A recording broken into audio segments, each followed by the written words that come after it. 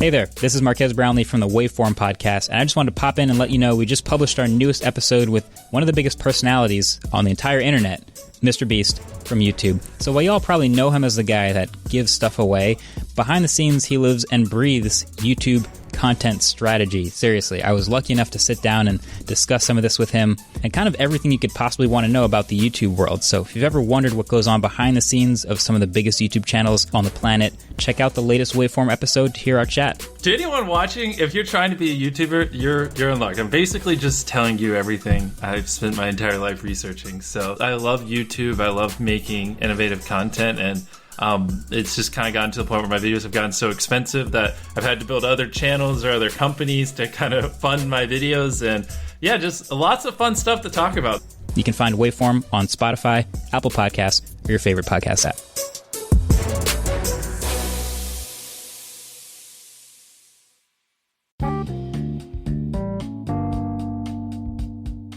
You are listening to Any Given Sunday, a part of the Dead End Podcast Network. Please subscribe to our podcast on Apple, Spotify, Google, and all other podcasting services. Please make sure you check out Dead End Hip Hop, Dead End Sports, Dead End Gaming, Is the Mic Still On, Chris Platt's Strictly Hip Hop and Hoops Talk, and a host of other shows on our podcast network. Thank you for listening and enjoy the show. You are listening to Any Given Sunday, the Monday edition for Monday, February 1st, 2021. I am your host, Manny Brown. What's up, everybody? Joined by my co-host, as always, Josh. What's going on, man? On, everybody. How are you? We are good. We're good, baby. Hopefully the audience is good. Happy Black History Month. Yes. All that good stuff. What's up with you, man? How are you surviving the nor'easter? You're on the West Coast now. Sorry. You're on the West Coast. Same old, man. Same old. Just... I don't know. With COVID, I feel like the world has stood still with everything. So yeah. Tell me about it. That's how I'm surviving. That's life right now, man. Just feels like we're just going through one big hamster. It's a loop. I know. I went back to work today, finally, for the first time, as you know, since my injury. And man, going back to work. I mean, anytime you take time off and you go back to work, it's brutal. But like, when you've basically had 2 weeks where you've done nothing, you've been lazy, right, and people have just been caring for you for 2 weeks, 2.5 weeks. Like, man, like waking up, when my alarm went off, I was just like, I hated this feeling. So. I hate that. Yep. That's the worst feeling in the world. And you're hearing this from somebody that like literally was immobilized on one leg, especially for like, part of that time. So yeah, right. I should tell you everything you need to know about adulting. So if kids are listening, adulting sucks. Stay a kid. Yes, it does. But how are you, man? How's the family back home?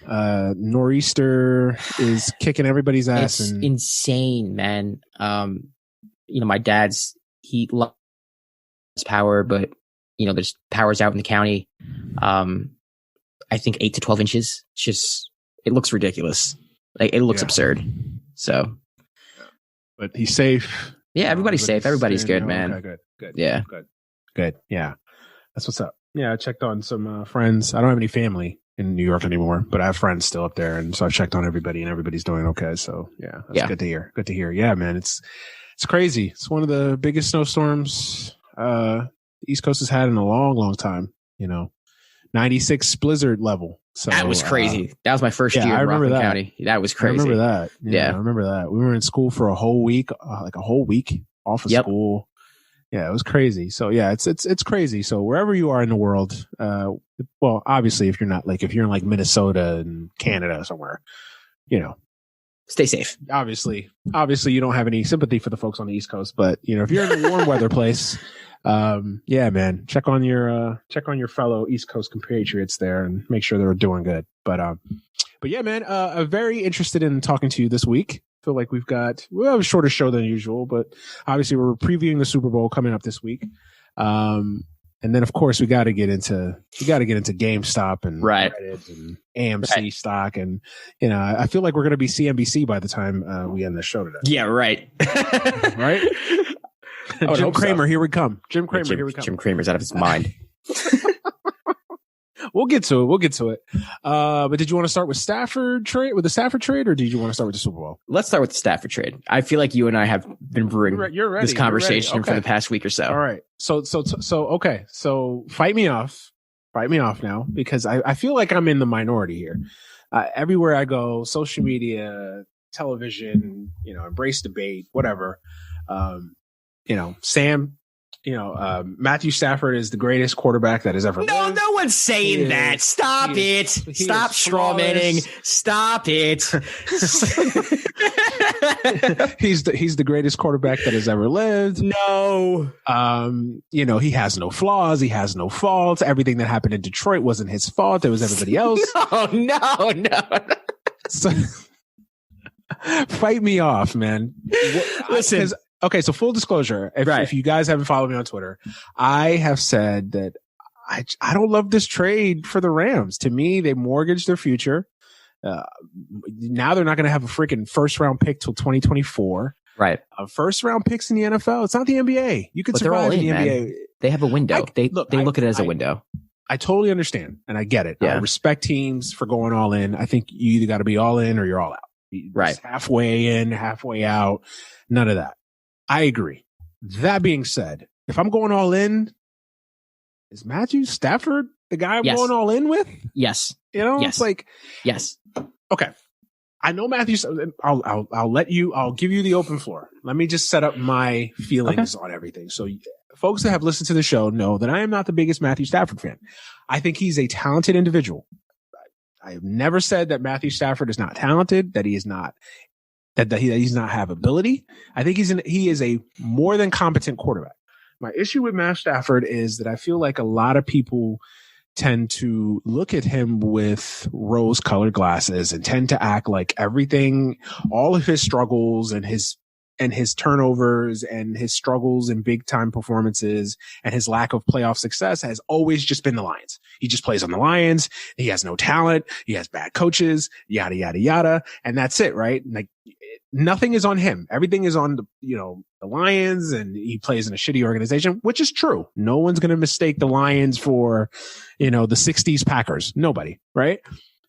That being said, I feel like it's a little misguided. Like this is a guy that for the amount of money that he's made throughout his career, for the level of praise he gets, he's got the greatest arm and the touch on the football. And he's, he was sculpted from Greek gods to put on earth to throw a football. Like all these things you hear people say about Matthew Stafford.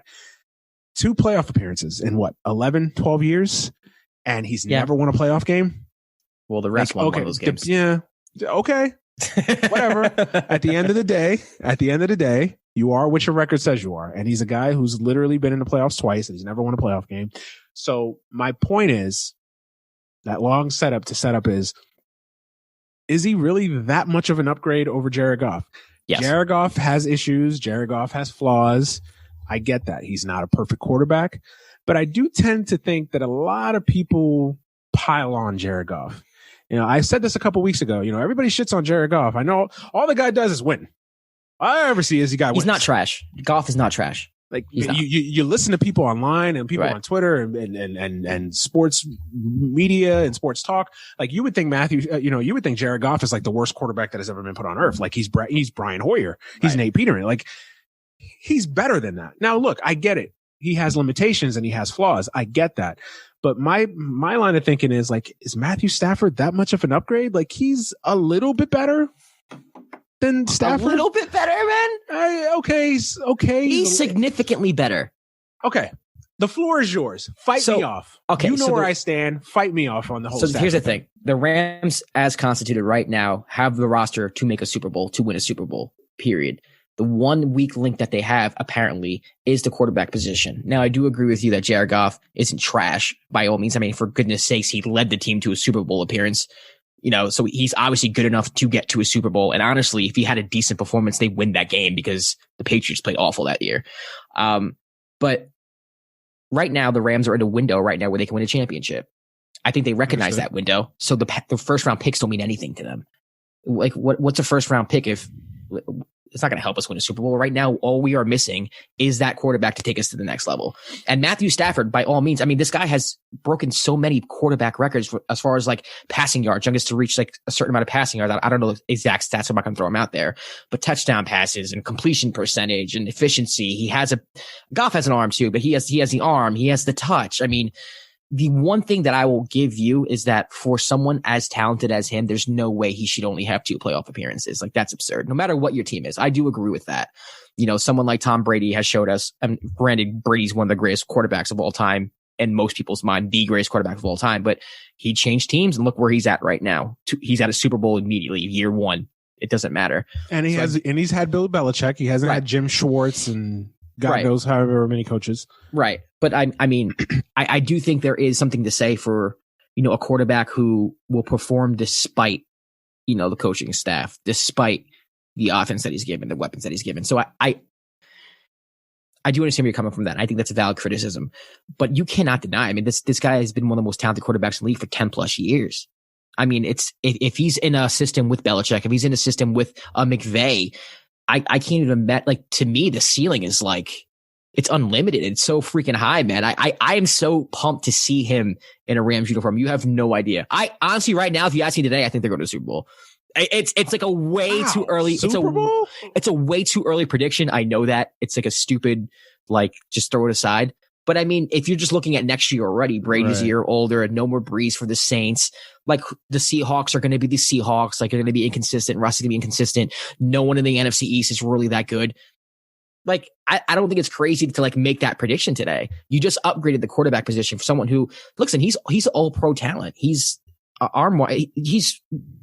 you could say what you want about him, how he's performed as far as his teams, but like, as a talent, he is what, top 5 to 10 talent at that position. I don't know if you can name 6, 7 more talented quarterbacks than him, right? You got your Rodgers, Brady, whatever. Mm-hmm. But outside of like the GOATs or like the Hall of Famers, I mean, he's that next tier. He's the start of that next tier. And he's a significant upgrade from Goff. And he's going to make the right I mean, he does make dumb decisions every once in a while. I understand that, but he's going to make the passes that McVay wants Goff to make, or the simple reads that Goff couldn't make, you know, the simple passes that he couldn't make. I don't know, man. I just think it's such a significant upgrade, and that defense is ready to win a Super Bowl. That offense has weapons: Robert Wood, Cooper Kupp, like, and then Cam Akers next. Forget it, man. That team is going to be ridiculous. I'm telling you, they're going to be really good. Hey, they're going to be your really lips good. To God's ears. Yeah. You sold me somewhat. No, look, the amount of people that have just been printing Super Bowl tickets for the Rams. I mean, already. I'm one of them. This is not one of them. A lot of things can happen from now till next September, you know, or next February. You know, a lot of things can happen. Injuries. We don't know what these teams off seasons looks like. Right now, the NFC looks pretty much wide open, you know, going into next year, but who the hell knows? Yeah. I mean, hell, the 49ers may get Deshaun Watson, and that changes the entire conversation. I think. No, right? You know, so we don't know why. Yeah, you're right. But I mean, you've essentially had people just basically like, oh yeah, just don't even play the NFC side of things next year. Well, I mean, obviously you have to play it. But I'm just saying in general, right? But they are significant. Like, we just went through the whole, like, who's going to be better than them? Maybe the Packers if Aaron Rodgers returns and that, you know what I mean? Maybe. Yeah. I mean, on paper, I would. But say you and I mean, right now, the Bucs right now in the Super Bowl. I don't think you and I are impressed by the Bucs. I don't think there are many people right now who are impressed by the Buccaneers, even though they're in the Super Bowl right now. No, I don't look at the Buccaneers. Bucs and go. But the Buccaneers feel like a 1 year, team, not a this is going to be the team for the next 5 years. Now, obviously, a lot of that has to be with a 43-year-old Brady. I mean, even him, he's got a shelf life, and I think he's got maybe another year, maybe 2, of this level of performance before it's such a rent for hire team, man. That is such a rent for hire team. Right. Look, I don't necessarily blame the Rams for doing it. I do and I don't. Like, I get the logic. I get the thinking, right? You're all in. You're trying to win a championship. I understand that. I don't know, man. I just feel like people are making it sound like they literally went from having Tyrod Taylor to now they have, you know, Ben Roethlisberger a la 2009, and I'm just like, it's not that significant of a jump. It's not a significant. That's my point. It's not that significant of a jump. It's not that significant, but it is significant. Okay. It is significant. It is an obvious upgrade. It's not a little upgrade. It's an upgrade. It's an upgrade. Even me, I'm being slightly snarky there, but I will admit it's an upgrade. How much of an upgrade is it? Am I going to go now to Vegas and, you know, basically put this house up for sale and basically say, yep, the Rams are going to go to the Super Bowl. No ifs, ands, or buts about it. I'm not there yet. Obviously we have to still see a lot of things play out. And also, like, again, you know, there's going to be a little bit of an adjustment period to that, you know, with Stafford, new offense, new coaching, being somewhere different. Who knows, right? So I just we don't know all these moving parts yet. Again, football's not like basketball where one guy just completely but they have the other guys. Like that's the thing. They have do. The weapons, they do. Like, I don't know, man. I gotta defense. see. I'm at the level with Stafford, man, where I gotta finally see it. I've seen the throws. I've seen the shiny stuff, right? I've seen the throws, the stats. Matt Stafford, like we've seen all that, right? Pat Stafford, Pat Stafford, like we've seen all that. Now I got to see, like now it's no more excuses for Stafford, no more. Yeah, and I'm at the level where like I'm excited to see it because I believe that he can. Like that's the thing. We're kind of got a fork in the road where you're like, I need to see it. Where I'm like, I know it really hasn't been seen, but I know he can. Like I'm very confident that he can. And I think he has the talent to do it. Again, I am not questioning his talent. So then what was missing for you? I mean, like, because he's led comebacks. He's had clutch drives. He's had like some crazy moments, like with, he dislocated his shoulder. I'm like, what it is? It's been the games that I've watched him where I felt like there was something missing. There was just that extra it. I don't know what it is. To me, Stafford, I'm not going to mean, it's going to sound bad, obviously, because of the person I'm bringing up, but yeah, I don't know. I get in big moments, I get a lot of Jay Cutler vibes from Stafford. Not obviously to that degree, but there's just a, cause Jay Cutler had the talent, right? It was just that something. It was just that whatever that it is, that intangible, that care. Next, there's a lot wrong with Jay Cutler. Other things, intangibles, whatever you want to call it, right? Yeah. And I think that the same thing is with Stafford. Now, obviously not to the same degree. I know people are going to listen to this and just say that I compared Jay Cutler to Matt Stafford. I'm not. What I'm saying is that Stafford, to me, in the games that I've watched him, there's always been that little thing that's missing, that, another quarterback, or if he's as good as he is, he makes that throw. Right. Or, bad turnover there. If he's as good as he is, he doesn't make that. There's always just been that, that one thing that has kept him from being at that next level. You know what I mean? He's a guy that pads a lot of stats, and he throws a beautiful ball. Like, again, if we're just talking about the things that are on the page, you love them, right? You just love them. You love the throws. You love the stats. You love the ability to put up stats. I just worry, is he one of these guys that puts up stats and bunch of yards on a bad team, and then as soon as he gets to a good team and in a big situation, is he going to be able to replicate that? I do worry about that with Stafford to a degree. Again, I hope that next February I'm proven wrong. Matt Stafford goes out there and he's thrown for 4,500 yards, 30 touchdowns, 7 picks. It's got that team best record in NFC, or one of the best records in the NFC, and they're in the Super Bowl. And if that's the case, I will shut up. I will renege on everything that I have just said. Right? I have no problems admitting when I'm wrong. You think it's Super Bowl or bust for the Rams now? Yeah, I mean, right? Because I value first round picks more than I think I'm not gonna say more than other people, but I think just between us two, like you're saying that, what's a first round pick gonna do for that Rams team? You don't know. I mean, hell, they could find a freaking all pro left tackle to replace, what's his face with, Whitworth, they can find a Pro Bowl All Pro left tackle for the next 15 years to replace Whitworth with that 23rd or 27th or 28th pick. They could find their next big time wide receiver. They could find, so first round picks in the NFL are it's gold, right? Teams don't give those up easily. So to me, it's when you're basically saying for the next 3 years we don't have a first round pick, we're all in, then yeah, I think you have to try at the very least. Now, if they get to a Super Bowl and lose 38-37, I'm not going to kill them. I get it. Those things happen. But if they don't at least get to a Super Bowl, yeah. And the pressure's on McVay too. I'll say that.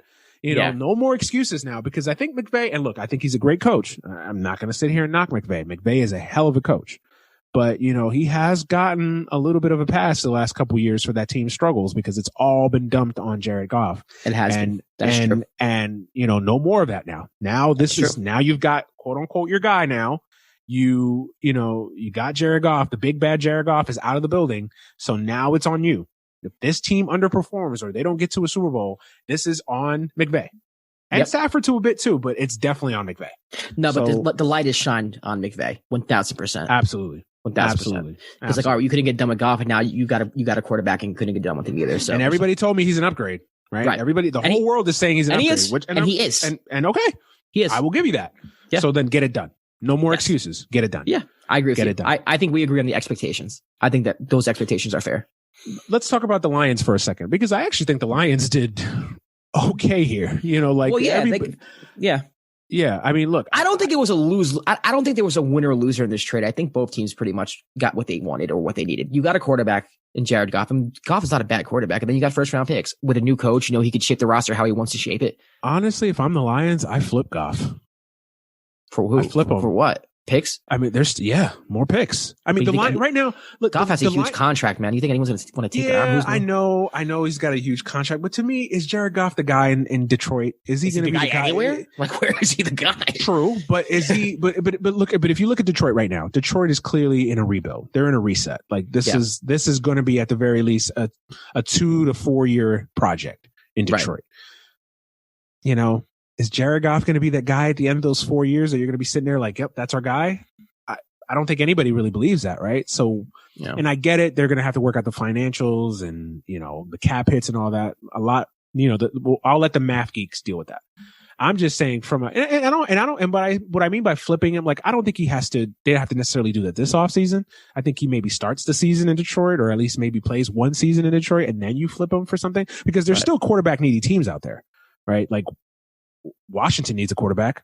You know, Jared Goff is better than anything they have minus Alex Smith, right? Like, you know, you still have, you still have Washington. He's just getting paid so much, man. Like, Indianapolis, right? I mean, if you call Indy right now and say, hey, you give us a second and a fifth, and, you know, we'll work out the math on the contracts. We'll throw in a player to offset salaries or something, like, you can make it work somehow. You don't think Indy runs at a chance to get a Jared Goff? Maybe Belichick. You think Belichick would want him? Belichick, exactly. I think Belichick would take him right now, although I think Garoppolo's probably on his way out of he absolutely is. San Francisco. So I would, you know, if you're if you're Detroit, if you really want to be petty, call the Niners and be like, hey, Garoppolo's out the door. That would be interesting. You can they're in the same division. You can make the case, Garoppolo, Goff. Right. And now Goff and Stafford in the same division. That'd be right. Nuts. That'd be selfishly, I want to see that, but that would be nuts. You have options, right? You have options. Hell, even Miami. Like, I can make the case Goff is better than Tua. Tua's played like 10 games. I get what you're saying. I'm just throwing it out there. I don't think it's going to happen, but I mean, I can convince somebody to say, you know, Las Vegas. I mean, you know, Gruden's always ready to get rid of Derek Carr for whatever reason. Like, you know, so could I conceivably, you know, talk myself into trade? You know, obviously I'm playing fantasy GM here for a second, but I think if you're Detroit, I think all options are on the table, because again, Detroit, this isn't a 1 year thing. This is at the very least a 2 to 3 year rebuild. That team is going to probably be one of the worst teams in football next year.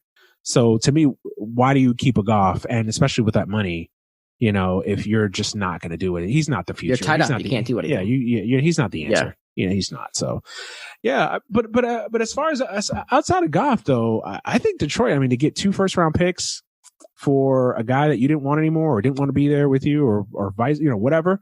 Like, to get 2 first round picks, get rid of some of that money. I know they still took on some money with Goff's contract, but I think Detroit did all right. You know, I think Detroit did all right. I think they can use those two first round picks for something in the future. And who knows what they can get out of that. Yeah, I think so too. Like I said, I don't think it's a situation where there's a winner and loser in this trade. I think both teams made out pretty well. I think they both accomplished what they wanted to accomplish. Are you surprised that it went down so quickly? No, not really. I mean, everyone knew that Matt was on the market, and then, you know, Goff didn't even start the freaking playoff. Like, he was healthy. I don't give a damn what everyone says. He could have started that game in Seattle, and he didn't start. So I think the Rams were planning on shipping him immediately, and it didn't surprise me. I think GMs talk all the time. Like, it wouldn't surprise me that the moment the Rams were out, like, those conversations started. And are you surprised it went bad this quickly with Goff? Yes. Like, yes. Something else has got to be. It can't just be. I mean, look, I get that Goff has had his struggles, but I mean, he hasn't been brutal. Like, he hasn't been Nate Peterman out there. He's been like Eli Manning. He's been Eli Manning. He is essentially Eli Manning, right? Yeah. There's games where you watch Goff and he's amazing and you love him, and then there's games like this can't be the same quarterback. Like, it just literally cannot be the same quarterback. He's Eli. That's really what it is. So are you surprised, though, that they gave up on him so quickly? Yeah, I am. Because he took him to a Super Bowl. Right. Like, that was what, 2.5 years ago? I mean, and that year, like, he was balling. I mean, I know you had the run game with Todd Gurley, but you got a guy in Cam Akers now. You're kind of getting a run game back. Maybe next year you give him another shot and see what you can do. You have weapons. Right. Like, did he fall off that bad? I understand he was struggling a little bit, but he's not a bad quarterback. There's rumors, there's me. Well, yeah, the relationship with him and McVay and right, stuff like that. But I'm shocked. You know, if you would have told me, 2018, Goff and the Rams get to the Super Bowl, and now you're in this situation where Goff is off the team. I mean, you got to think about it right now. If you're the Rams, you're 2 building blocks off that Super Bowl team. Gurley and Goff are both gone. Yep. And both had issues on the way out too. Yeah. That's another thing. I'm like, McVay,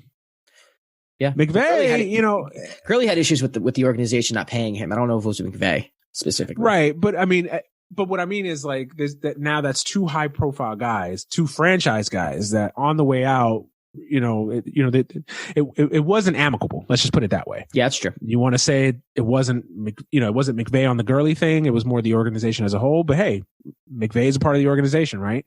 Right. He's the guy there. So I'm if McVay could have stepped in and said, hey, I still believe in Todd, or I'm not blaming them. Obviously, they made the right call on Todd Gurley. But I'm it's just interesting that if you look, I don't think you would have told anybody in America 2 years ago, that Rams team that got to the Super Bowl, that in 2 years, Gurley, Goff, both of them are playing on a different team. I don't think any of them would have believed you. I don't think anybody in America would have believed you. I mean, I'm surprised how much Gurley regressed. I mean, Gurley was the best running back in football, and then just even so, they obviously running backs, their careers can end like that, right? So Gurley's not too much, but Goff, I'm shocked. Like, I never anticipated, them moving on from Jared Goff so quickly. So it's going to be interesting.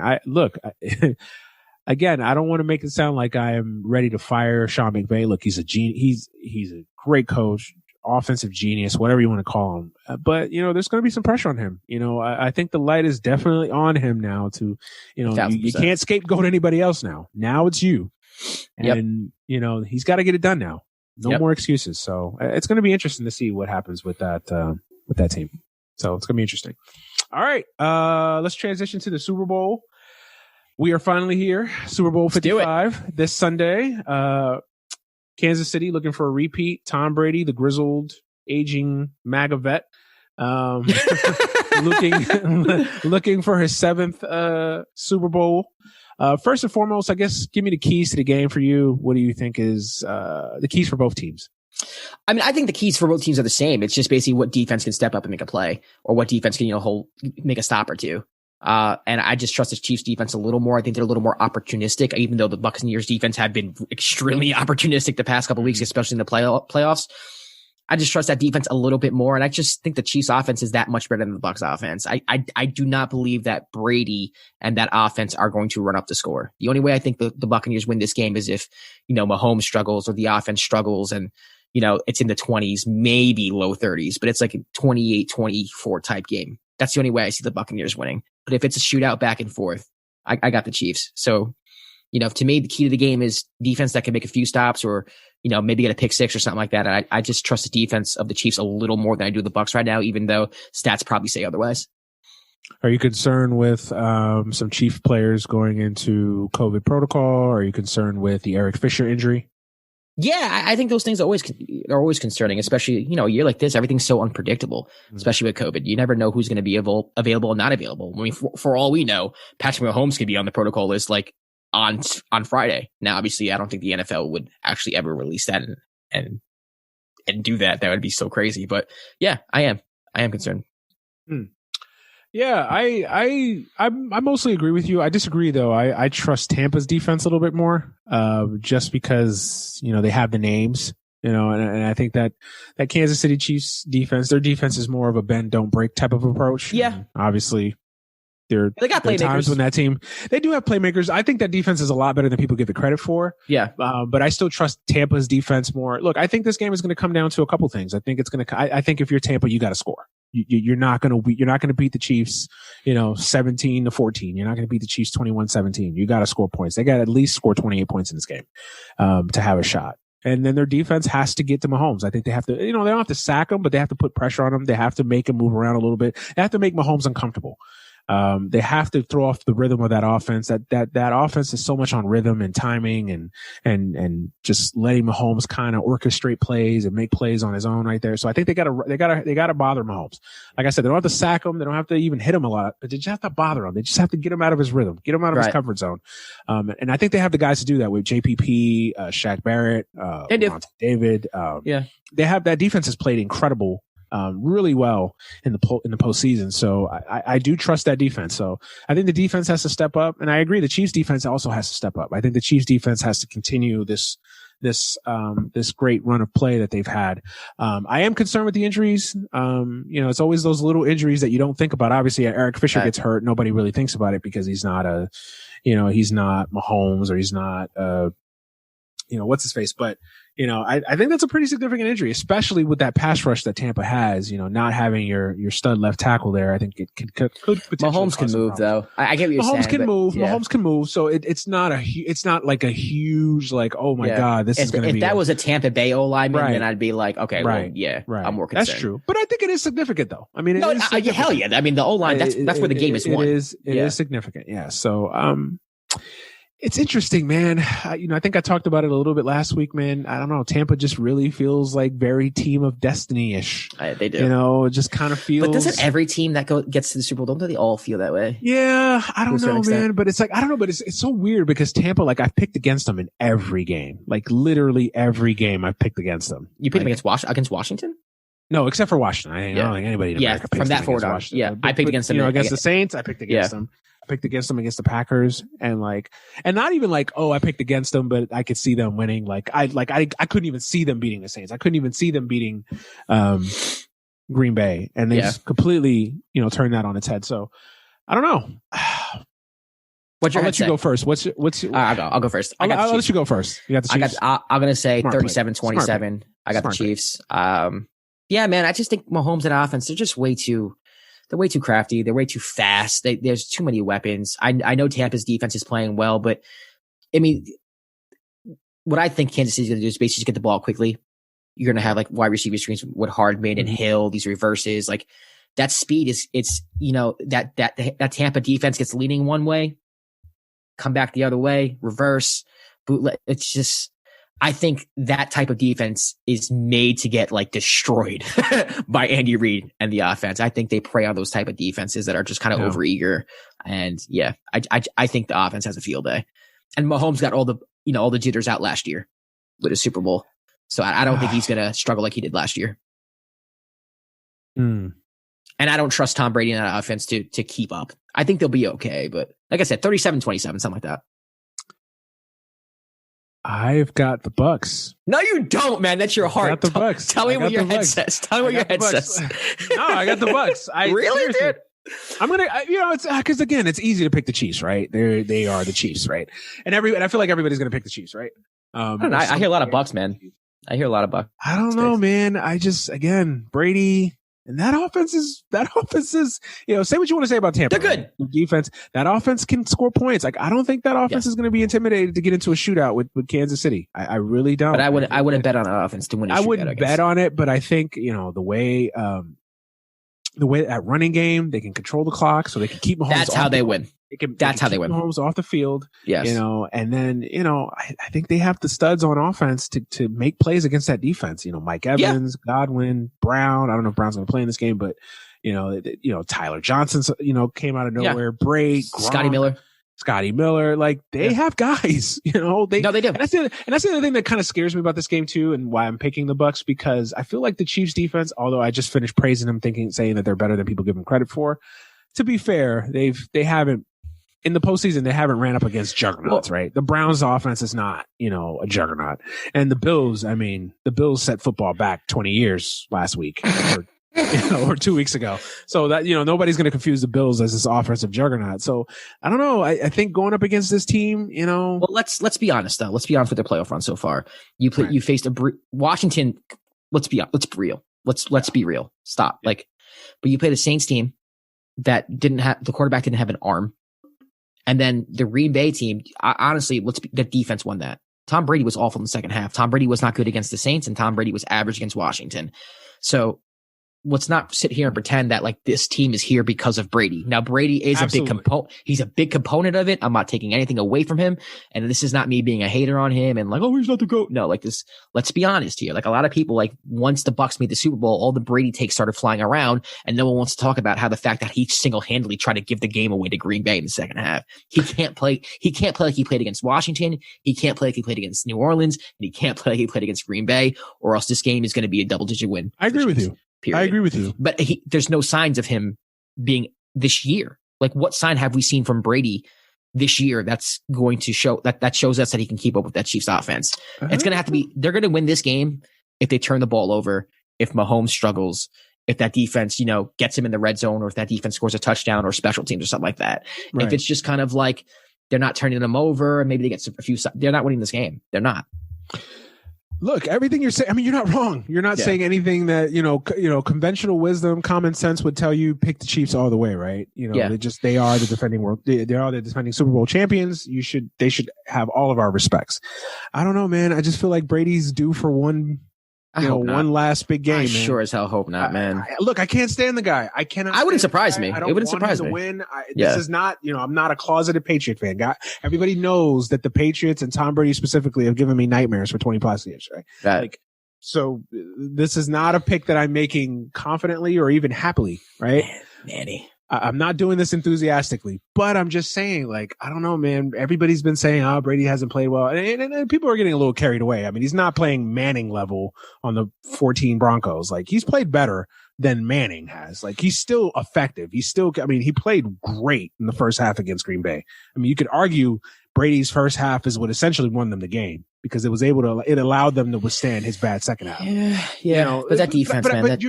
And their defense has been the number one sword with them. Like their defense has essentially gotten them here.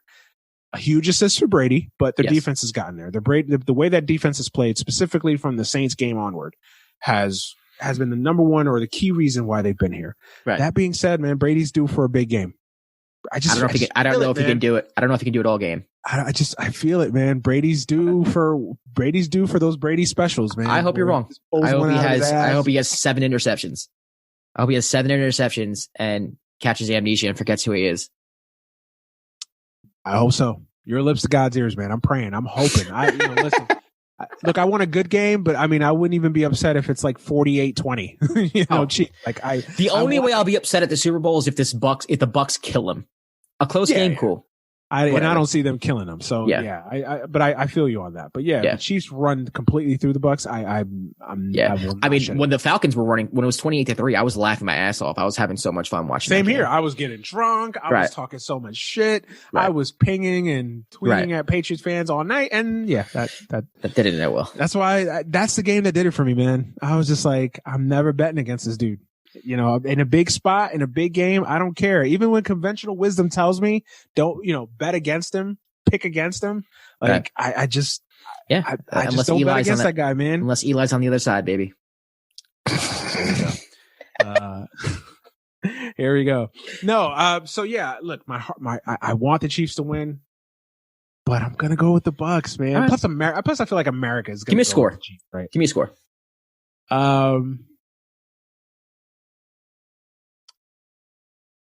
31-27. Okay. 31-27. That sounds like the Bucs defense. I feel like the Bucs did everything that they needed to do. It highlights all of my key games. I think key points. I feel like they have to score with the Chiefs.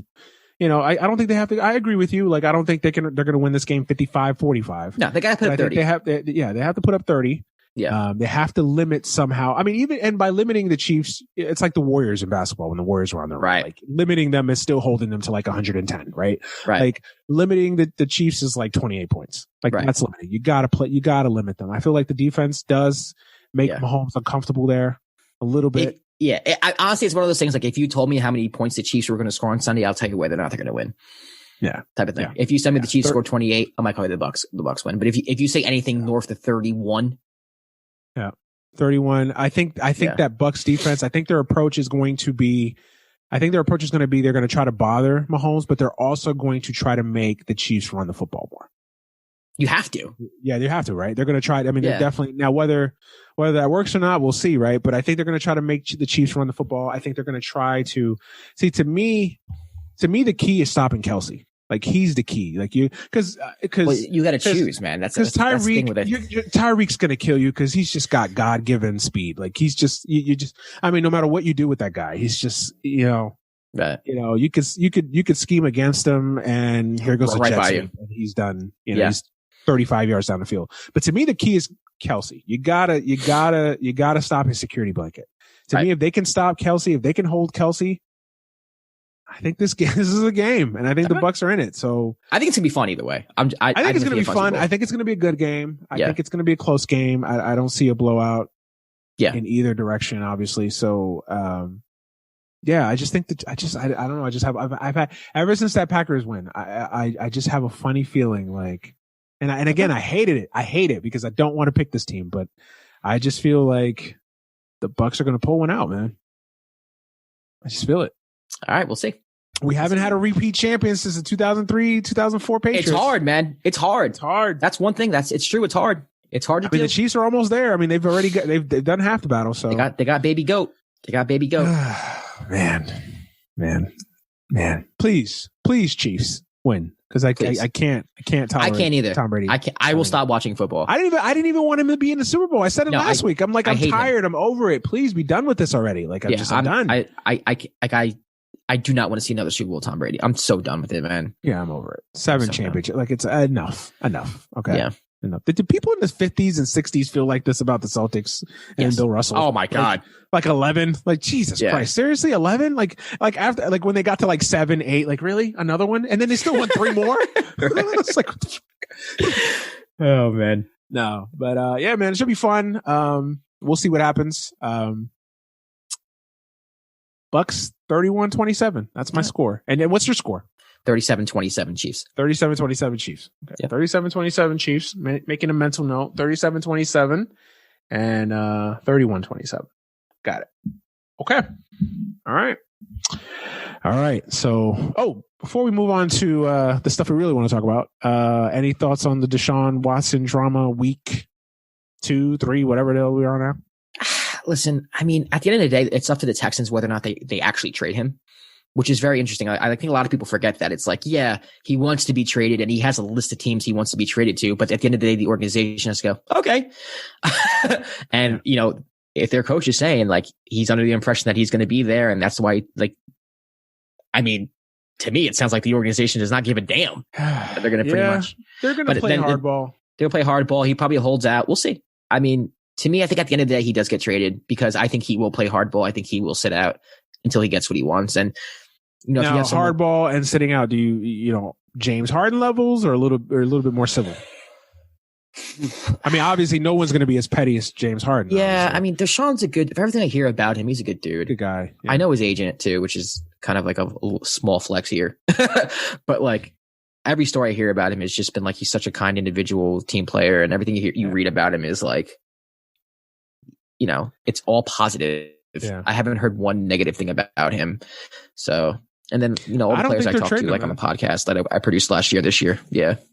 I don't think they're trading. Yeah, I don't think he has the douchebag of Harden in him, if that makes any sense. No. Like, I think a big reason why that Harden got traded away, because Houston's like, this guy's such a douche that, like, we'll just get rid of him. Who knows what plus, what else is he going to do? Like, who knows what else he's going to do? Like, right. With Deshaun, it's like, you could, like, when someone's nice and when someone's, like, caring and empathetic, like, you can, even if they're upset, like, you can, I wouldn't use the word manipulate, but you can keep them around and talk to them and talk some sense into them and, like, kind of negotiate and, like, compromise and go from there.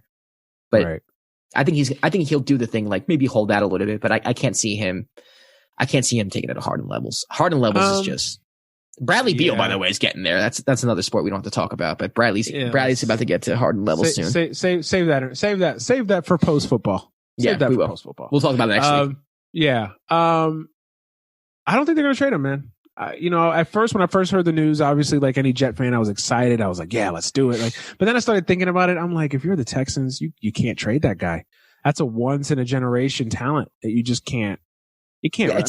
You're giving up. You're giving up. You might as if you trade him. I don't care what you get. You might as well just say, you know what, see you in 5 years, because you can't replace a Deshaun. I mean, as a Jet fan, like I pray that Zach Wilson or Justin Fields are like an eighth of what Deshaun Watson is, right? Like you just pray that you get a chance. You get a chance to draft a quarterback at that level. Right. And I think that if you're the Texans, that's a franchise that's still kind of trying to get its footing in the Houston area. That, this is still relatively a young franchise. This is not like the Cowboys or, the Chiefs or something like that. Like, this is still a relatively young franchise, and they got a superstar. They got a star. They got a top 5, top 10. Love him. Wherever, top 5. wherever you want to situate him. Definitely one of the best quarterbacks in football.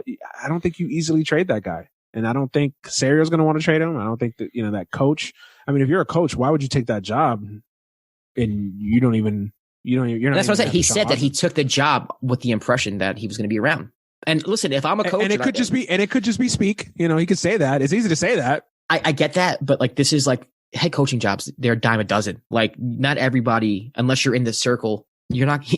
You get one shot. Like I'm not trying to be like 8 Mile. True, no. One shot. And if I'm a head coach, I'm getting my one shot. I'm damn well better be sure that Deshaun Watson's going to be there. And when you're a guy of that complexion, let's be real. Yes, you definitely only get one shot. So I get it. Half a shot. You get a half a shot. Don't get me started on that, man. We'll be here all day.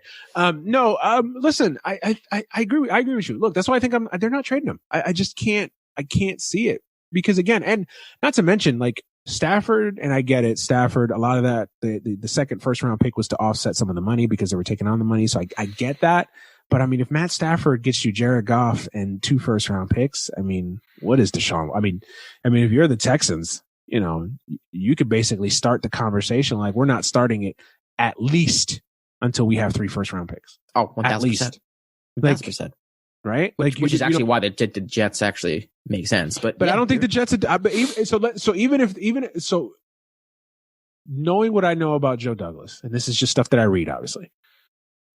Joe Douglas doesn't strike me as a guy that's going to play fantasy GM and put all his cards on the table. I think Joe Douglas is an old school guy. I think he wants to build the Jets from the ground up the right way, depth, build up both lines, do it the right way through the draft.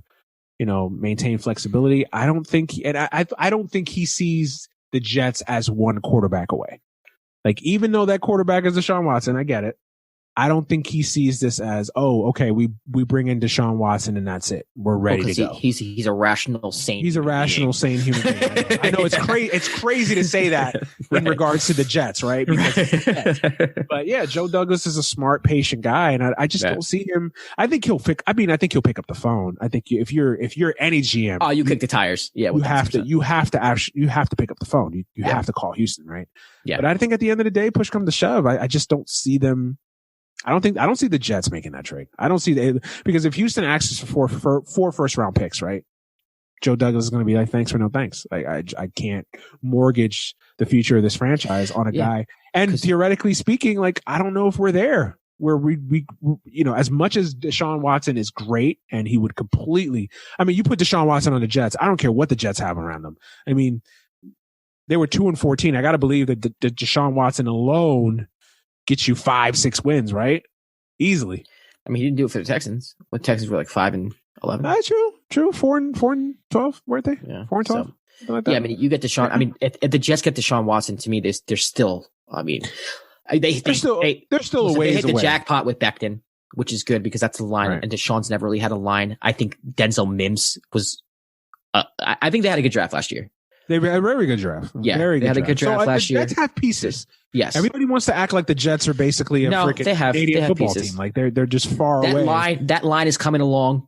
Right. If you could build it again through the draft this year as well. So like they have $70 million in cap space. They're only gonna, if they did make the trade for Watson, they're only going to pay him $10 million this year. They found some pieces on defense this year too. Like let's not kid ourselves. They're not far away. Yes, but they're not to the point where they get Deshaun Watson and like, they're 12-4. No, they get Deshaun Watson. They're 7-9, maybe 8-8. Yeah, and depending on the year, maybe fighting for a playoff spot. Right.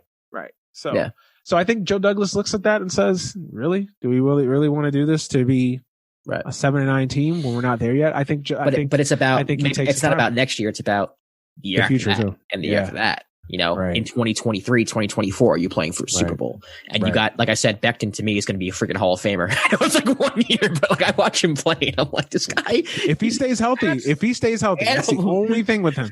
If he stays healthy, if he stays on the football field, yeah. But that's the thing. Like, that's such an important position. Like, and that's what made the Jets good. Like, back when, you know, Rex was around, you had Mangold and those guys and that line. Yeah, no, I know.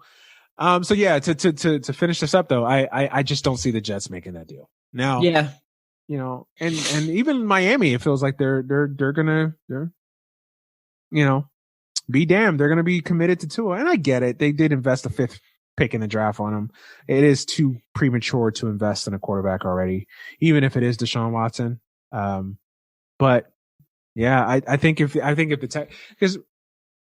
So let's just play this out a little bit. If they do decide, okay, yep, tomorrow it comes out, yeah, we're trading him. If you had your pick of who's the team to get him, who's that team? Jets. Because they have the assets. They have the assets that every team that's rebuilding is looking for. The Jets are in perfect position to rebuild themselves. So they don't really need to go get Deshaun. Mm-hmm. It's going to take a couple of years. But, you know, the Jets, they're in line right now to rebuild. They have the picks to do so. So I think whatever Houston's looking for, they're obviously not going to be looking for an immediate return because what is that going to do for you? So they're going to look for draft picks, and the Jets have that. Yeah. And the biggest thing, the Jets have the number 2 pick, so the Jets can easily say, yeah. Here's you're going to get Jordan Love. I mean, Jordan Love. Is it Jordan Love? What's his name? My God. Justin Fields. Why did I say Jordan Love? Jesus Christ. Justin Fields or Zach Wilson, one of the two. Justin Fields. You know, and you Jordan can start Love, your Josh. Jordan Love. You know, only the Packers love Jordan Love. Yeah, no, man. I look. Listen. As a Jet fan, I'll literally come on the show dancing. You know, if we you take that as honestly, if I'm a Jet fan, I take it because I take it and I say, okay, you know what? Maybe we go 6-10, 7-9, but like for the next after that, like 5-6 years, we have a window. Listen. I like to think of myself as a rational Jet fan. Listen, if Deshaun Watson were on the Jets right now, I would cry. Like I would literally cry tears of joy because with the new Kyle Shanahan type offense. He would literally be. You can make the case the best quarterback in franchise history. Yeah, he's not as important as Mahomes. He's not as important as Broadway Joe, obviously, but you know, talent wise, he'd be the most talented quarterback we've ever had. Day one. You know, easy. Obviously I'd be ecstatic. That being said, I can see the other side of it where you say, you know what, damn, you know, giving up 3. That's up to Joe. 3 first-round picks for a guy. But then that's up to Joe. Be like, you know, I gave up all these picks, and you know, I'm gonna have to finesse in free agency. You know, the cool thing is, like, I do think players like playing in New York.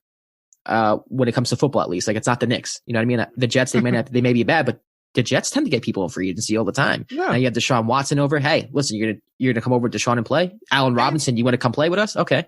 And I know this goes against what I said earlier about first round picks.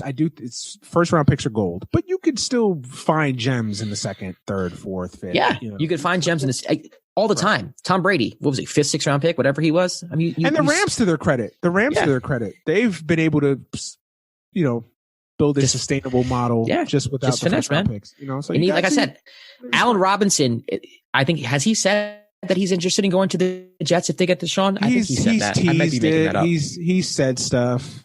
You know, he's done the NBA player thing where he'll like something with Jets colors on. Yeah, right.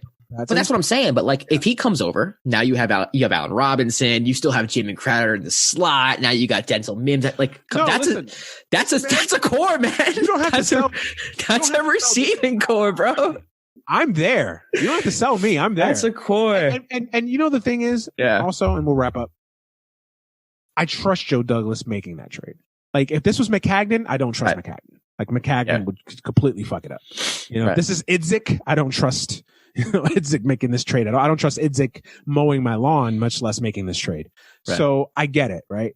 With Joe Douglas, there's a little bit of a comfort level. Like I trust that Joe Douglas can give up 4 first round picks and still build a competent roster with the rest of the draft and through free agency and through flexibility. So that's what gives me a little bit because usually if it wasn't for Joe Douglas, like I'd be sitting there like, yeah, I don't know, Jets, man. Like, yeah, because you've seen find a way to royally fuck it up, Yeah. right? So yeah, I mean that's on Joe too. Like is Joe confident enough that he can give up all those picks and say, I can make this work? Right. So it's gonna be a fun NFL offseason because there's a lot of storylines, man. A lot of QBs are going to be changing places. I mean, you already basically saw the first shots of that this weekend. It's going to be very interesting. It's going to be very interesting. I mean, if the Texans do put him on, if they do, I mean, it's a bonanza because now you got teams lining up to just basically. And the other thing about it too is I think teams are going to want to one up the Jets because the Jets are going to have the assets, so they're going to have the advantage. But if you're the 49ers, if you're the 49ers, if you're Lynch, you pick up the phone and be like, you know what? I know the Jets have the assets, but we'll give you 5 first-round picks right now, and I'll play her on our roster. Right. You just go all in. We talked about the Rams going all in. 49ers put all their chips in the front of the table. Like, yeah, we're going all in. Right. Now you got to think about it, right? So it's going to be fun. It's going to be fun. It's going to be fun what the Patriots do.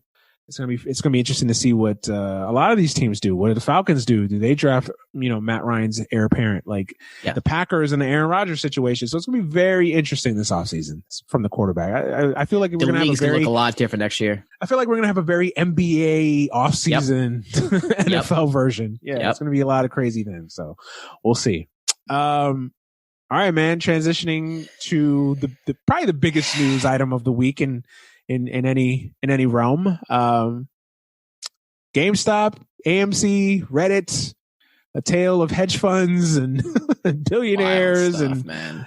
Well, the world's got to know, man. Did Josh Rodriguez purchase any GameStop stock, man? Did you get any financial advice? I know you got connections, man. I wish I knew.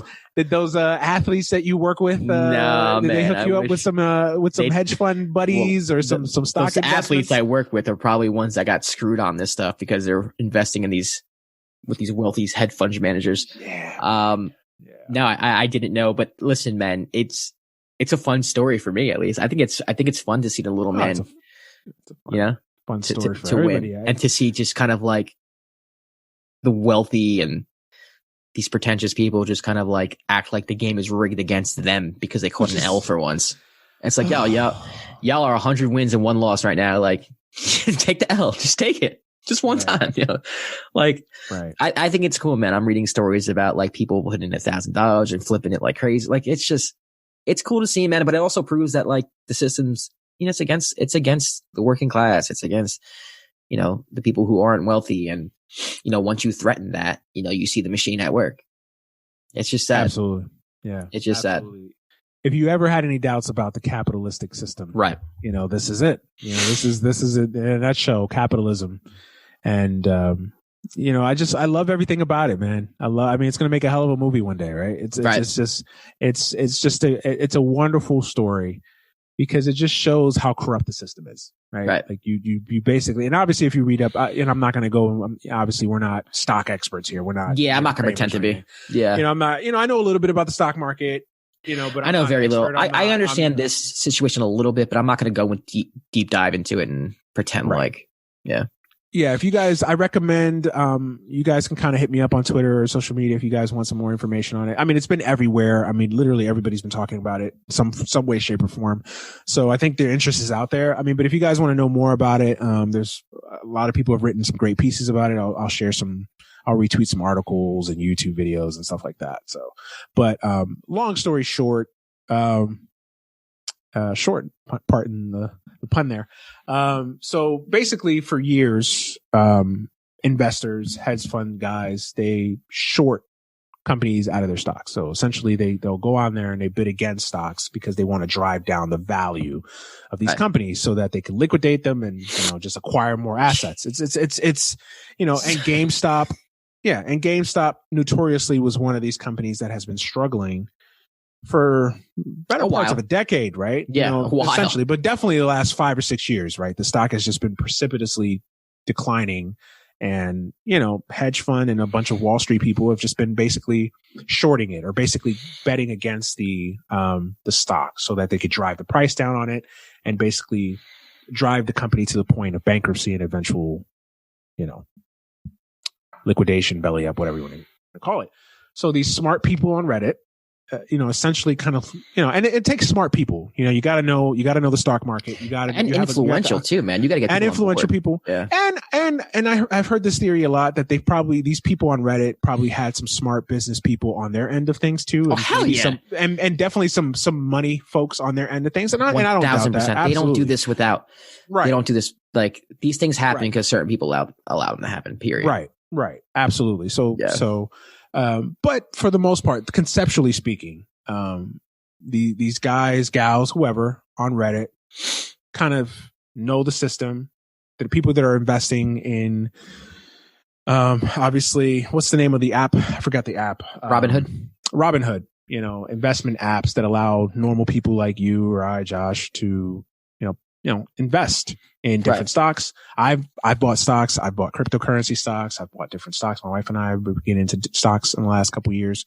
So basically it allows you to invest, right? Like any other stock option or any other kind of stock platform. So a lot of people just got together through Reddit. People started looking at the stock and it was like, we get the reasons why GameStop is struggling. It's a medium and it's a market that's changing. Obviously, most people are moving more towards online gaming, but there's still something there in GameStop. Like GameStop should not be close to bankruptcy. Like there's still value in that company, at the very least for the foreseeable future. And they got together and they realized like, okay, so investors are shorting this. So let's start fucking with them. Right. And I'm assuming it kind of started out as a, hey, let's see where we could take this. And then when it actually started gaining traction, they got more people involved, more money backing, and it became a thing. And then eventually they started driving price of GameStop stock up. Like I think ridiculously up. Ridiculously up. Right you got to look it up. But like, let's say the stock, if the stock like a year ago today, GameStop stock was $3, like they drove it to the point where it's like $30,000. Like it's 225 and it's down 100 on the day. Yeah, exactly. Right. So it was at 325 to start the day yesterday. Right. So there you go. Right. So huge climb from that stock. Right. So, and it's been coming back to bite billionaires in the ass because again, these hedge fund guys, these Wall Street traders, they do this all the time. I mean, this is kind of legal in a lot of ways. I mean, this is just shorting companies. It's definitely legal. It's unethical, but it's legal. It's legal. They do it all the time. This is how they make their money. This is how hedge funds work. A lot of them, and they got exposed. The hood got taken off when the roles were reversed and the shit got flipped on them. Now they're crying. Now they're running. Now they're crying poor. They're crying. They're singing for their supper. And the most egregious thing is that now they're trying to flip it on everybody else and say, oh, well, we need regulation. Like Wall Street people are saying we need regulation. That's funny. Oh, that word's in your vocabulary? I didn't know that. The biggest oxymoron on earth, like Wall Street calling for regulations and the stock market and FCC violations. Like, come on, man. Like, come on. Like, seriously.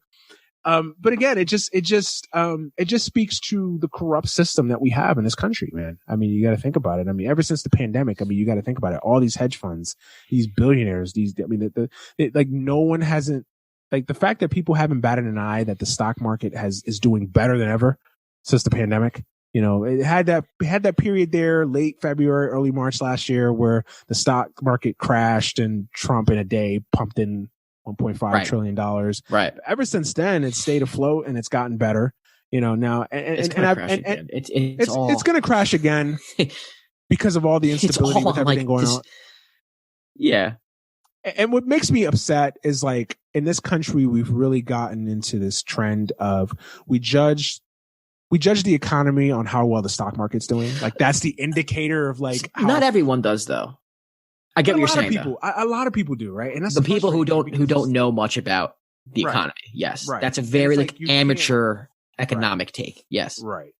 Judging the economy on just the stock market is that's like literally looking at an NBA player and saying, "Oh, he scored 20 points a game, so he's great."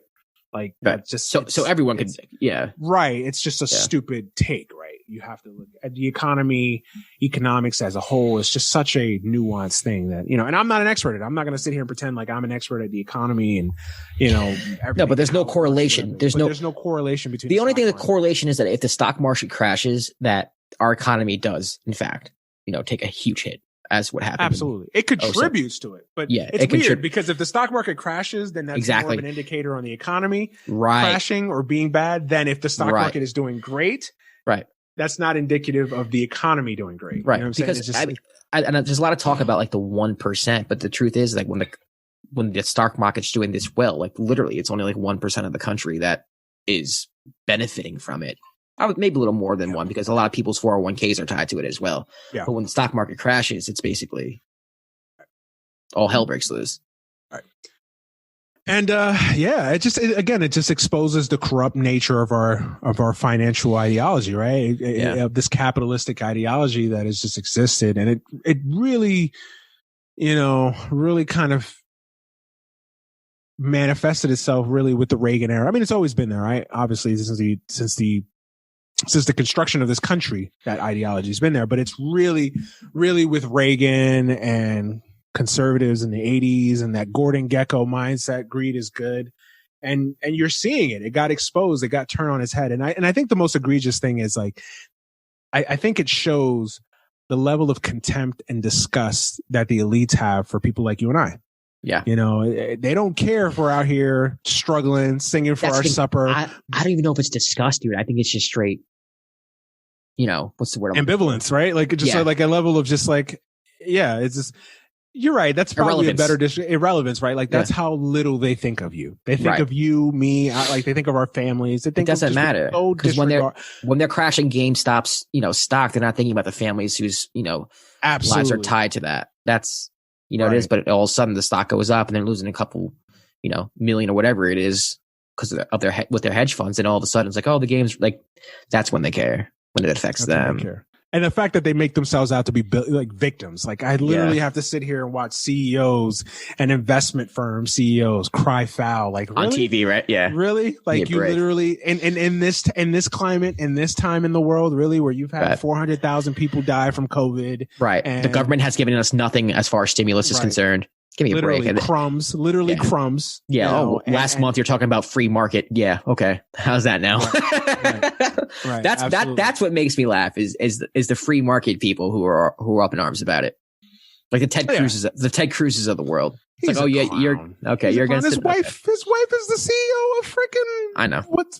Come on. You know, the virtue signaling, man. Yeah, virtue signaling is crazy. Yeah. Don't believe these actors and these politicians that like Pelosi, you know, her husband. Yeah, Pelosi, same thing. You know, both. It's on both sides. It's on both sides. It's on both sides, and it just exposed the rot. It exposes the rot in the entire system, the financial system, the political system. They're all tied together, right? Because they go hand in hand. You know, they go hand in hand. And I loved it that for once the elite got their comeuppance. I loved it. I loved that they finally, for the first time in a long while, they got to sing for their supper a little bit. Yeah, but it's not going to change anything. Yeah, the thing that bothers me is, they'll bounce back. They'll bounce back. It wouldn't surprise me if Biden does some type of like bullshit, backdoor shit to kind of help him out. Like kind of what Obama did when he took office. Mm-hmm. That's just how it always works. You know, when, you know, someone who, you know, is working class gets screwed over and, you know, their house gets foreclosed, how do they bounce back? You know, they don't bounce back. And that's the upsetting thing. It's like, it is fun. It's funny to read this and see like these ultra wealthy people kind of like freak out over losing a couple $1 million, even though they still have a couple $1 million in their bank account. But at the end of the day, they're going to be okay. They'll lose $1 billion, but to them, $1 billion is like one of us. And they'll make it back. 150. Yeah, they'll make it back. And they'll make it back. And that's the upsetting thing. Cause then when you think a little further down the line, when everything is kind of like back to normal, you know, and, you know, you still have people who, you know, we're in a pandemic. We're not getting the proper stimulus. Like nothing is changing. Nothing is fundamentally changing. Like it might be like a small victory, but like they said, we won a small battle, but like the war, like, we're getting our asses kicked and we will continue to get our asses kicked as long as these systems are in place. Yeah. No, it's funny, but then at the end of the day, you look at it and I think the one thing that it is going to change, I think it's they've been exposed. So that like even people that didn't know anything about the stock market. Right. People like now know the game. Like, oh, that's what they do? They know the game, right? Right. They know, like, if you never knew anything, or if you were just completely bored or brain dead off hedge funds, now you know, right? Right. So I think it's done that, but I think what it's going to do is going to make it harder for people like me and you to invest, to buy stocks, to really play in those waters, right? That's because, I mean, you're already seeing it now. You know, they're already seeing it now with, I always forget the name of that stupid app. Robinhood. What's it called? Robinhood. You're seeing it now where Robinhood basically, you know, didn't allow you to trade on GameStop stocks anymore after the news came out of what was going on. They canceled a lot of people's bets, like, you know, just doing really fucked up shit, unethical shit on their end of things too, right? Because Robinhood's trying to survive because now they're being thrown to the fire. How much do you buy?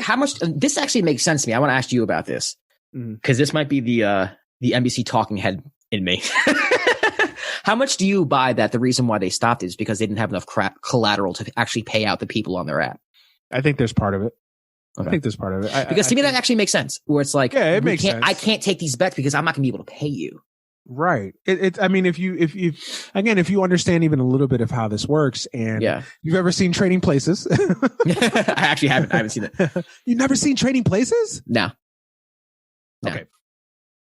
Fuck Robinhood right now. We have to have this discussion about how you've never seen, like, come on now. You're okay. I'm going to give you a homework assignment. Go watch. Okay. Go watch Trading. It's a classic. Okay. Eddie Murphy. I'll watch it. Ignore Blackface. It's made in 1982. So Blackface in it? Okay.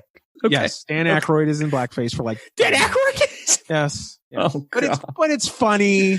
And plus, again, I'm not one of those folks that's. I'm not going to be outraged by it. Okay. People are, and I'm. Yeah. But back to that point, like, to me, like, to that, point, that makes sense to me. That does make sense. It does make sense because you got to think about it. Robinhood, while a successful app that allows you to trade and stuff, like, they're not the NASDAQ. They're not the Dow Jones. I mean, they're not these powerful stock exchanges where, you know, they're just billions, trillions of dollars just behind them, right? They're not this huge vehicle. They're just this little startup app, and, you know, was just around and allowed people to buy stocks on the internet, buy stocks online, and, you know, mess around and invest your money, right? Like, so they never could have foreseen this happening. You know, that's kind of the sad and the funny part about it is, like, now Robinhood is, like, being left out to dry in this. How do you handle that? Like, how would you handle that if you're a Robinhood CEO? You just take out loans? Man. Would you just take out loans? Like, yeah, I don't know. And again, I'm not an expert. So I don't feel comfortable answering that question because I don't know. I don't know how you would like, you have to pay it out, right? Like, people invested big time amounts of money and they won a lot of money. So you have to pay it out. Right. And I don't know what kind of FCC violations, you know, or FCC regulations or rules you have to, you know, whatever amount of stocks that you have to meet, whatever payouts.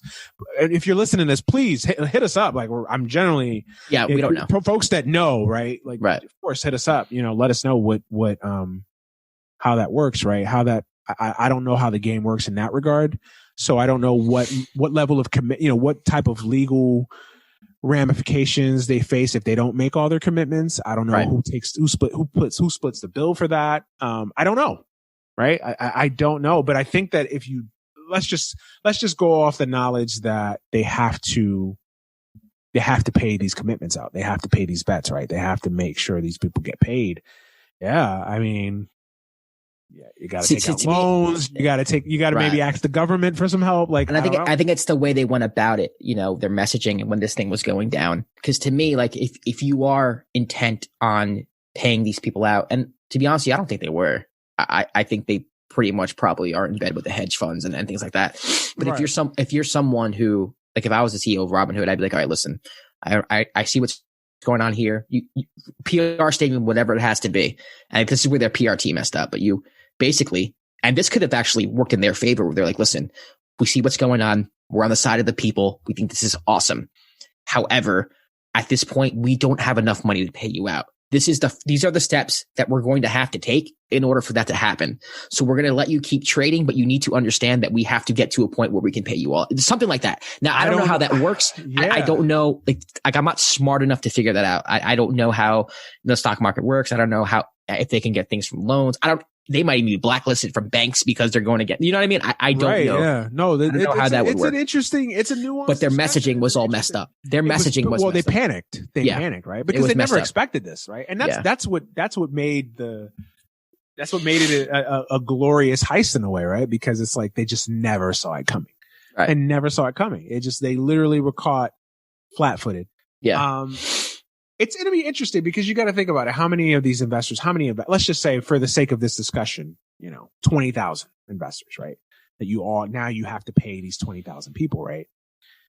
Maybe let's say 10,000 are in it for just the sport and wanted to upset the apple cart, right? Yeah. Then you have another 10,000 that are like, hey, I don't give a shit. I placed I bought $30,000 worth of stock and I'm trying to get paid. Like, how do you handle that now? Like, right. Now you're getting into a legal battle. Now you're getting courts, government involved. It's a nightmare. That's why this story is not over by a long shot. Like, I think this is going to be the start of something very big. And I think so too. Because now we know how to play the game, but a lot of the public knows how to play the game now. It's been exposed. They've been exposed because again, they've been allowed to do this. I mean, the fact that like Jim Cramer in an interview back in 2006 basically said the quiet part out loud. Like I saw a video clip of him basically admitting that oh yeah, we short companies all the time and this is how we do it. And they know, and he basically said oh, the FCC, they're not going to check because they don't, half of these people don't even know what the hell's going on. He's basically saying the quiet part out loud. And now you're seeing it right. This is real. This is some gangster shit right here. So it's going to be interesting what they do, man.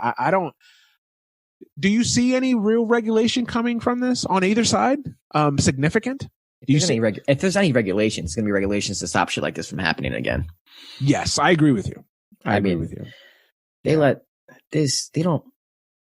Come on, let's be honest, man. What significant regulation has been passed on Wall Street in our lifetime? I can't. Maybe the Barney Frank, Dodd-Frank.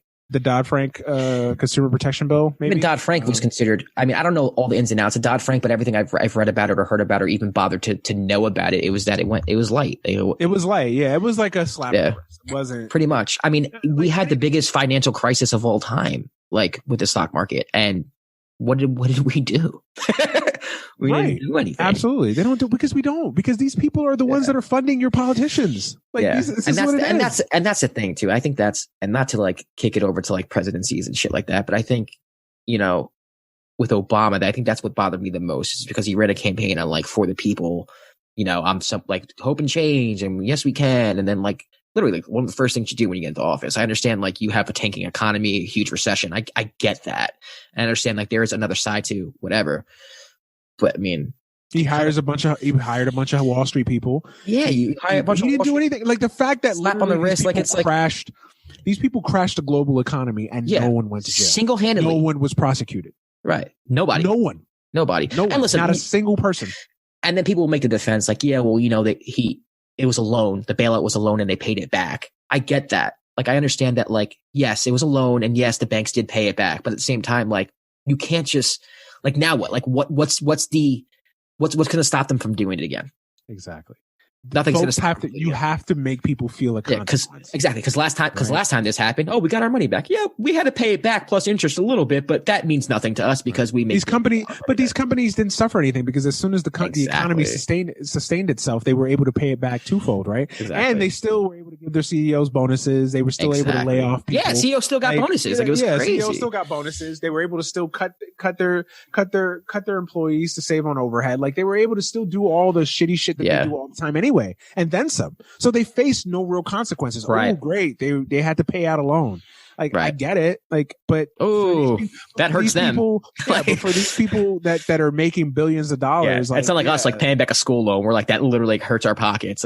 No, they'll pay back the loan at plus interest, and they get paid 100 times over once the market goes back to normal again, because the market was setting all-time highs under Obama. It's been setting all-time highs since 2013. Our market has been absolutely freaking crazy because of all the deregulation.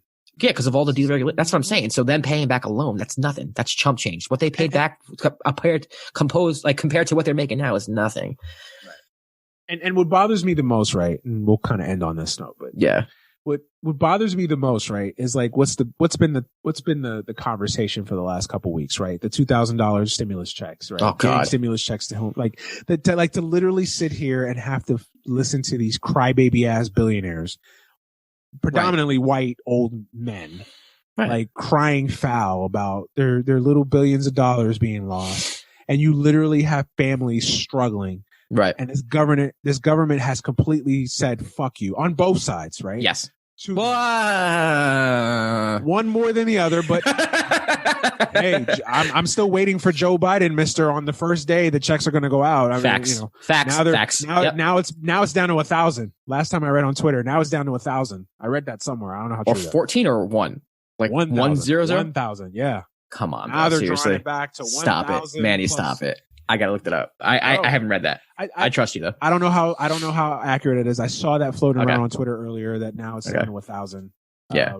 Who knows? But like, would it surprise? I mean, honestly, would it surprise? Even if it's bullshit now, like, would it surprise you? No, that's the thing. I'm kind of upset that wouldn't surprise me.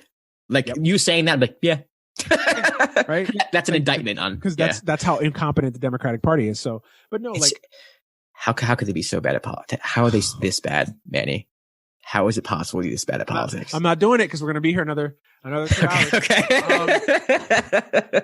I'm just gonna hold it in. I get so bad, bro. It's just so it's almost like it's on purpose. Like it has to be on purpose. Thank you. I was. It is on purpose. It has to be. You have to. It has to be. There's no way. I know you feel like Kyle Kalinske is nuclear sometimes with the things he says, especially blatantly. But it's like, yeah, bro. He's right about the Democrat. Like it's like it has to be on purpose. Yeah, because it's like it doesn't make any sense that you could just be this bad. Yeah, unknowingly, right? Yeah, like you can't, right? You can't make this shit up. Yeah, like it's so bad. It's like you take the least smartest person you know. Like even they couldn't be this bad at politics. Like literally they can't. Like you just cannot fuck this up, right? You literally ran on $2,000 checks, and like literally Biden's been in office now 2 weeks, and we still don't even have a stimulus check. Like just budget and not even and not only that, it's like you not only do we not have the check, like you've been like you're trying to like what's the word I'm looking for? Damn, you're trying to finesse it like. Oh, well, 14 plus 6 is 2. That's what anything else, right? Like I'd rather you not even give us a check than try to play me or pretend like I'm a fucking moron and act like, oh, whoa, we didn't really mean $2,000. What we meant was 14 plus 600. Right. You weren't saying 14 plus 6 on the campaign. That's not what the fuck you said, bro. Yeah. Like that's not what you said. And that's the part, and that's how little respect they have for me and you. And this is what I want people to learn. Like on the show more than anything else, it's two of us talking, shooting the shit. But we also want to teach folks, and we also want to teach folks from where we're coming from. And I just want to open people's eyes to this. Like they don't give a fuck about you. They don't care. Like the shit with Robinhood this week and GameStop and stocks. Like yes, we got into an overly philosophical financial conversation, but the overall crux of the argument is they don't care about the little people. They don't give a shit about you. The elites don't care about you. The political elites don't care about you. The financial elites don't care about you. They don't give a fuck about you. They don't care. And they do this shit all the time. And with no remorse, And you know, I started this piece of the conversation by saying like, literally in the time frame that we're living in, where people are fighting, hungry, businesses going out of business, like people unemployed, falling off the unemployment, this government that is basically giving you a fuck you to stimulus, right? Like, and you literally have billionaires crying on CNBC and CNN and MSNBC and Fox News talking about my poor $1 billion and my stocks and my little hedge fund might go under because, you know, some yahoos in a basement, you know, manipulated the stock market. Like manipulated. That's the key word, manipulated. The thing that you do constantly every day, 9 to 5. Like that's what angers me the most. Is like you finally got your comeuppance, and instead of saying, you know what, you got us, salute. You know, they're making it and they're turning this narrative that, you know, oh, poor us. No one feels bad for them. Nobody feels bad. Nobody feels bad for them. Yeah, man. But I think it is going to be interesting what comes out of this. Is it nothing? Is it something? Is it something on the negative end of things? Who knows? I think we got to see the story play out, but I'm very interested to see what Robinhood does, because again, I honestly, man, I just want to see when it comes to how the government handled this. I really just want to see the government not do anything. Just back off. Like this is the game. Play it. And because there's no win. There's no winning in it, right? Yeah. Because if you try to do, well, there is a win, right? They could make stronger regulations on Wall Street and fuck them even more. Right. But then obviously that hurts their donation. Right. I'm with you. I'd rather them do nothing than, because you know what they're going to, if they do something, it's ultimately not going to be enough, and they're just going to make themselves look like idiots and hypocrites. Right. So you're better off just doing nothing. Yeah. I mean, honestly, like I would like Joe Biden to come out and just be like, hey, listen, this is the game. Like, he's not going to do that, obviously. No. I mean, they're already in talks with how they're going to fix this solution. I think they're just trying to put makeup on a pig right now to see how they could sell to the public, whatever they're going to do, unfortunately. Yeah. But whatever. I think we're used to this. I hope you're wrong, man. But I'm not. I know you're not. I know you're not. I hope you're wrong, but I know you're not. Yeah. So. 2021 is off to a rip-roaring start. It's amazing. A rip-roaring start. All right, man. That's it. Short show. Little topics this week. Yeah. Before we go, though, we've had quite a few significant deaths the last couple of weeks, so just wanted to highlight those. Hank Aaron, rest in peace. Larry King, Oh, yeah. One of the goats of what we do here. Mm-hmm. Man, I don't think any of us would be doing this to the level of we're doing without that guy doing what he did. Whether you agree with him, did agree with him, like what he did, didn't like what he did, the guy is a titan of this microphone. So salute to him and his family. Who else? Screech. Yeah, man. Screech. God, man. 45, 44 years old. Cancer. God, terrible story. Hate that. Who else? Man, I feel like that's how you've had a lot of significant deaths. So you're just like almost like Kobe's anniversary, and a year since that terrible thing. I don't even want to talk about it because it's still like surreal. God, yeah. Ever since that day, man. Cicely Tyson. Yeah, how can I forget Cicely Tyson? Yeah, Cicely Tyson. All the significant deaths that we've had, or the major notable big name deaths that we've had, man. RIP to all those folks, man. Some of those were tragic in nature, and some of those were just that time, natural course, man. So yeah, blessings to their family and prayers and all that good stuff. So yeah, man. Yeah, I think that's it for this week, though, man. I'm interested. I'm excited about this the Super Bowl, though, man. Me too, man. Should be a good weekend. Me too. For sports. Real quick before we get out of here, plug your podcast, of course, all the stuff that you got going on the side. You can follow my podcast, The Dime MBA, at The Dime MBA on Twitter, Instagram. Just search The Dime with Josh Rodriguez on Apple Podcasts, Spotify, all podcast platforms. I'm currently helping produce DJ Khaled's podcast, the first one, only on Amazon Music. He is a character. Let's just leave it at that. Yep, absolutely. Absolutely. Yeah, make sure you go check all that other stuff out, man. Go check out The Dime. Go check out all the other stuff that Josh got working on. As always, thank you for listening and subscribing to the show. Without you guys, there is no show. You guys know the drill. So thank you as always. As always, you can follow this show. First of all, you can download this show on all platforms: iTunes, Spotify, Google, everywhere where you can find podcasts. We're there. Follow us on Twitter at AGS Pod, on Instagram, AGS Podcast. Facebook, Any Given Sunday. Follow me on Twitter at The Manuel Brown. Facebook, The Manuel Brown. Instagram, The Manuel Brown. Snapchat, MannyBro15. I am everywhere as well. As always, thank you for listening. Thank you for subscribing. Also, make sure if you like what we're doing here, we like the show, please drop us a review. Review on Spotify, on Google Podcasts, definitely on iTunes. That's what helps the show get bigger, grow. All the deal. You guys know, if you listen to podcasts for more than 5 minutes, every podcast says the same thing. Please drop us a review, man. If you like the show, you like what we're doing, please give us 5 stars. Really helps the show out. So cannot say that or state that enough. Please drop us a review. Same thing for the Dime and all the stuff Josh got going on too, man. Help that man get paid. He does this for a living. So please drop 5 stars on all platforms. For Josh Rodriguez, I am Manny Brown. We will get up out of here. Please enjoy the Super Bowl. Drink responsibly. Yes. Don't drink and drive. Have fun, guys. Unwind. Enjoy the game. We will see you. Oh, can't forget to plug post Super Bowl show. 5th year in a row that we are doing it. Now this year I get to do it with a co-host finally, but post Super Bowl show, Josh and I will be back. Maybe a special guest or two might pop in to give us the thoughts on the game. Next week's show will be different if you've never listened to a post Super Bowl show, because it'll just be the Super Bowl. We won't have any other news items. So just be the Super Bowl. We'll talk about the commercials, the halftime show, what we like, didn't like, commercial wise, everything in between. So yeah, join us, man. It should be fun. I usually get rave reviews about that show. So I might be a little inebriated alcoholically speaking. So let's do it, man. Hey, let's do it. Let's do it. Super Bowl post game show, AGS style. Let's do it. So please join us for that. For Josh Rodriguez, I'm Manny Brown. We are out of here. Peace.